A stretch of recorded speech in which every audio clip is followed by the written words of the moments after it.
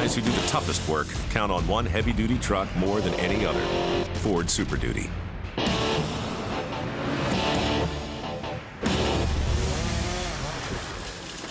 Logging has been a way of life in the Pacific Northwest for generations. From Miller Timber in Oregon to Anderson Logging in California, the guys who work in forestry have a lot in common. They work on steep, rugged terrain where conditions are often slick and treacherous, and they rely on Super Duty trucks more than any other make. They do their job. That's why you see a lot of Super Duties on logging sites. And I've driven everything out there, and this thing is it. Out here, you have to be ready for anything. Apparently they hit a stump or something and it busted.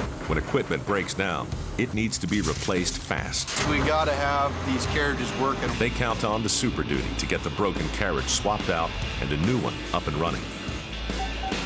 Logs are hauled up the mountain where they're stripped and stacked. Semis move the heaviest loads. But what happens when they get stuck? Pretty regularly we get stuck because of the inclines that we deal with. We had one just yesterday, trailer in the ditch on one side of the road, truck in the ditch on the other side of the road. And you wouldn't think that a Super Duty truck could help you much, but often it's just enough to get us where we need to go. The Super Duty's torque converter locks up at low speeds, using RPM more efficiently, generating torque when you need it, like right now. If we can't get where we're going, then everything comes to a halt, and a Super Duty truck for us is a pretty important tool. To survive this kind of daily punishment, a truck has to be as rugged as the terrain. I think Super Duties are popular in logging because of their durability. They're holding up, they're tough. Based on the solid front axle and either leaf springs or coilovers, that setup has just been a lot tougher and held up a lot better out here. Different manufacturers weren't working for us. These days, no business can tolerate inefficiency. Logging is no exception. Fuel economy has just been excellent.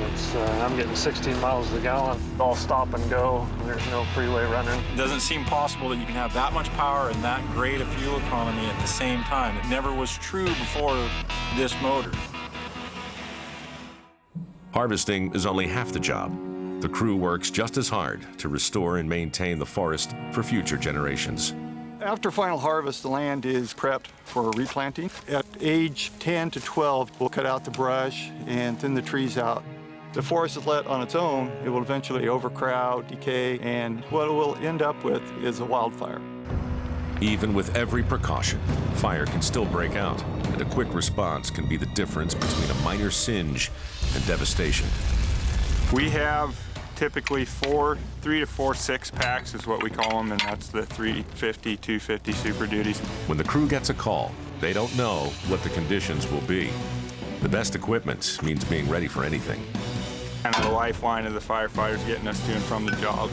We need that kind of reliability and trust. The guys out here have to trust their trucks. That's something Ford Super Duty earns every day. We'll get 300,000 miles on a Super Duty. They've outperformed every other brand of vehicle we've tried. For a firefighter, it can be the difference between our lives out on the line. It's just an extremely dangerous occupation, and we need a vehicle that's going to be just as tough as we are.